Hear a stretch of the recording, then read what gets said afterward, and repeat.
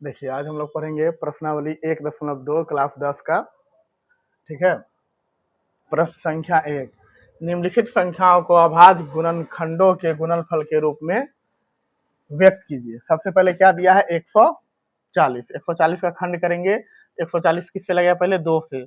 2 से कितना बार में? 70 बार में। फिर 2 से 35 बार में। फिर 5 से 7 बार में। तो क्या है 140 का खंड? 2 गुना 2 गुना 5 गुना 7। तब 2 कितना है? 2 बार है तो क्या लिख सकते हैं? 2 पे पावर 2 गुना 5 गुना 7। इस पे 1 लिखेंगे तो 5 ही रहेगा, इस पे 1 लिखेंगे ना 7 रहेगा, तो इसलिए इतने लिख देंगे। इसका आंसर हो गया यही। अब है आते हैं 156। 2 से 78 बार में, फिर 2 से 39 बार में, 3 से लगेगा अब 13 बार में। तो क्या आया 156 का गुणनखंड? 2 गुना 2 गुना 3 गुना 13। तो 2 का वो है 2, तो 2 पे पावर 3 गुना 13 हो गया। अब आते हैं 3825। 3 से लगेगा तो 1275 बार में, फिर 3 से लगाया तो 425 बार में, फिर 5 से 85, फिर 5 से 17। तो 3825 का खंड आया 3 गुना 3 गुना 5 गुना 5 गुना 17। तो इसको कैसे लिखेंगे? 3 पे पावर 2 गुना 5 पे पावर 2 गुना 17। अब देखिए क्या है 5005। इसका खंड करेंगे तो 5 से 1001 बार में, फिर 7 से लगेगा 143 बार में, फिर 11 से 13 बार में। क्या लिखेंगे? 5 गुना 7 गुना 11 गुना 13। इसमें तो क्या है कोई रिपीट या 3 बार 4 बार कोई आया ना, सब एक ही बार आया तो इतने लिख देंगे इसको। फिर 7429 है तो क्या 17 से लगेगा 437 बार में, फिर 19 से 23 बार में लिखेंगे। 7429 बराबर 17 गुना 19 गुना 23। फिर इसका कितना नंबर? सवाल नंबर 2 देखते हैं। देखिए दूसरा है पूर्णांकों के निम्नलिखित युग्मों को के एचसीएफ और एलसीएम ज्ञात कीजिए तथा इसकी जांच कीजिए कि दो संख्याओं गुणनफल बराबर होता है एचसीएफ गुना एलसीएम। तो सबसे पहले क्या दिया? 26 और 91 दिया। 26 का खंड किए 2 से 13, 2 गुना 13, और 91 किए तो 7 गुना 13। अब देखिए एचसीएफ क्या होता है? जो दोनों में मिले उसमें से एक लेते हैं। दोनों में क्या मिल रहा है? 13 13, तो क्या ले लिए? 13। तो एचसीएफ क्या आ गया? 13। अब एलसीएम में क्या होता है? जो दोनों में उभयनिष्ठ है उसको एगो लिखे तो 13 आ रहा है तो लिख दिया, जो नहीं आ रहा है उसको लिखेंगे 2 और 7 गुना करेंगे तो क्या आएगा? 182। अब जांच करना है कि दो संख्याओं गुणनफल बराबर एचसीएफ गुना एलसीएम होता है कि नहीं। तो पहला संख्या कितना है? 26, दूसरा 91। गुना किए तो क्या आया? 2666। 13 एचसीएफ है और एलसीएम है 182। गुना किए तो 2366। दोनों बराबर आ गया तो क्या है? एलएचएस बराबर क्या हो गया? एलएचएस बराबर हो गया आरएचएफ। ठीक है। आगे दूसरा है क्या? 510 और 92।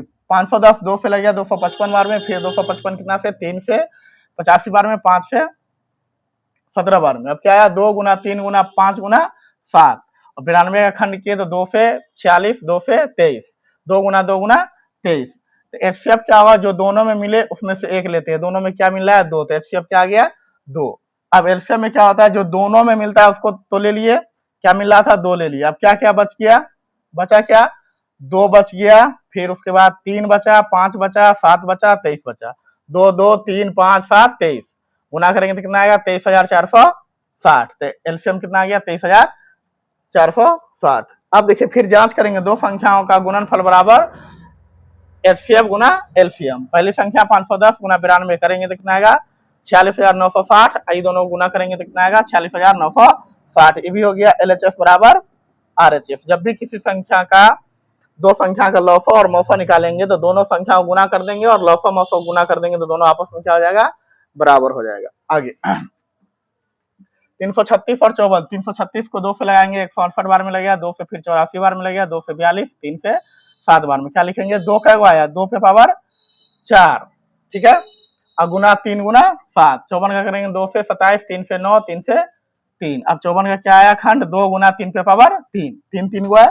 अब एचसीएफ में क्या होता है? जो दोनों में मिले उसका सबसे कम पावर। दोनों में क्या मिल रहा है?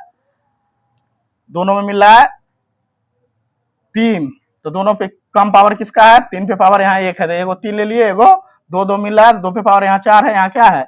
2 है। तो दोनों में से क्या जिसका पावर क्या हो? कम हो। तो कम किसका है? यहाँ 1, यहाँ भी 1। तो 2 गुना 3 क्या आ गया? 6 आ गया एचसीएफ। अब एलसीएम में आता है जो दोनों में उभयनिष्ठ हो उसका सबसे ज्यादा पावर। दोनों में 2 2 आ रहा है, ज्यादा घात किसका है? 2 पे पावर 4, तो रख दिए। उसके बाद 3 3 मिल रहा है तो 3 पे पावर क्या है 3।